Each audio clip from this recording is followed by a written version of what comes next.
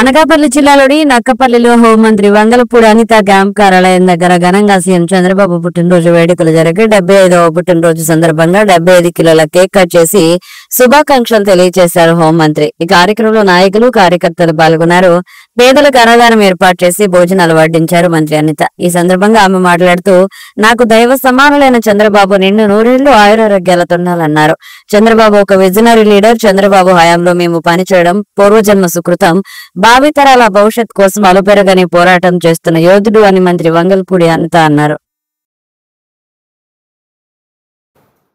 గౌరవ ముఖ్యమంత్రి గారు, ఆంధ్రప్రదేశ్ రాష్ట్ర ముఖ్యమంత్రి, సుమారుగా 40 సంవత్సరాల పైగా రాజకీయ చరిత్ర కలిగిన వ్యక్తి, ఎంతో దార్శనికత కలిగిన నాయకుడు, ముందు చూపు కలిగిన వ్యక్తి, ఆంధ్రప్రదేశ్ రాష్ట్రానికి ఇతనే సరైన నాయకుడు అని గుర్తింపు పొందడమే కాదు, ఈ రోజు ప్రజలందరూ మనల్ని పొందిన మహానాయకుడు, మా అందరి నాయకుడు నారా చంద్రబాబు నాయుడు గారికి 75 వసంతాలు పూర్తి చేసుకున్న సందర్భంగా ఆయనకి జన్మదిన శుభాకాంక్షలు తెలియజేసుకుంటూ, ఆయన నిజంగా చెప్పాలంటే ఒక విజ్ఞానకని.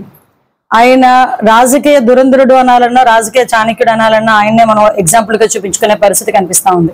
ఎన్నో అవాంతరాలు ఎదుర్కొని, ఎన్నో ఉపద్రవాలు ఎదుర్కొని, ఎన్నో అవమానాలు ఎదుర్కొని, ఈ రోజుకి కూడా చెక్కు చెదరని చిరునవ్వుతో ఆయన ఈ రోజు ఆయన చేస్తున్న పరిపాలన ఈ రోజు రాష్ట్ర ప్రజలందరూ కూడా చూశారు. ఆయన ప్రతిపక్ష నాయకుడిగా ఉండేటప్పుడు కూడా రాష్ట్ర ప్రజలు ఎవరైనా కష్టాల్లో ఉంటే ముందుకొచ్చి వాళ్ళందరికీ కూడా హస్తం అందించిన వ్యక్తి.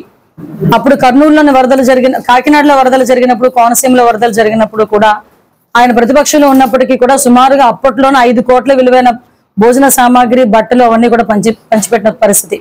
అదేవిధంగా ఉత్తరాఖండ్ లోని మన తెలుగు ప్రజలందరూ కూడా ఇబ్బందులు పడుతున్నారు, అక్కడ వాళ్ళు ఆ వరదల్లో చిక్కుకున్నారన్న సంగతి తెలిసి ఆ రోజు అధికారం లేకపోయినప్పటికీ కూడా ఆ రోజు సుమారుగా 300కు పైగా ఉన్న తెలుగు వాళ్ళందరినీ కూడా రక్షించుకోవాలనే ఉద్దేశంతో ప్రత్యేకమైన విమానం ఏర్పాటు చేసి వాళ్ళందరినీ రక్షించి ప్రత్యేక విమానం ఏర్పాటు చేసి హైదరాబాద్ వరకు తీసుకొచ్చి, హైదరాబాద్ నుంచి వైజాగ్ వాళ్ళ ఇంట్లోకి తిరిగి వాహనాలు పెట్టి వాళ్ళందరినీ కూడా ఇంటికి చేర్చిన పరిస్థితి కూడా మనందరం గుర్తు చేసుకోవాలి.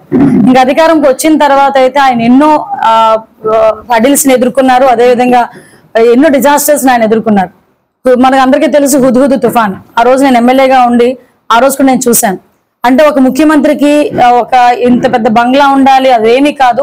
నేను ఎక్కడున్నా కూడా నా అడ్మినిస్ట్రేషన్ చిన్న బస్సులోనైనా చూసుకోగలిగి నేను ప్రజలకి మంచి చేయాలనే ఉద్దేశంతో ఆ రోజు వితిన్ 10 days లో రిజిస్టర్ చేసిన పరిస్థితి. ఇవన్నీ ఎందుకు చెప్తున్నానంటే, ఒక 75 సంవత్సరాలు కలిగిన ఒక రాజకీయ నాయకుడికి చెప్పుకోవడానికి ఒకటో రెండో ఉండొచ్చు, కానీ ఈ రోజు చంద్రబాబు నాయుడు గారి గురించి చెప్పుకోవాలంటే కోకొలలు చెప్పుకోవచ్చు. ఇలా కూర్చుంటే కొన్ని గంటలైనా మనం మాట్లాడుకోగలం. అటువంటి వ్యక్తి. ఏదైనా క్రైసిస్ మేనేజ్మెంట్ అనేది ఆయన చూసి నేర్చుకోవాలి. కొన్ని సందర్భాల్లో, నేను చాలా సందర్భాల్లో చెప్తాను, ఒక ఏకలవ్య శిష్యురాలు నేను, ఆయన చూసి నేర్చుకున్నాం. ముందుకు తీసుకొచ్చి ఆంధ్రప్రదేశ్ రాష్ట్రాన్ని 2047 కల్లా అగ్రగామిగా నిలబెట్టడానికి ఈ రోజు నుంచి కూడా ప్రణాళిక రచిస్తున్న వ్యక్తి.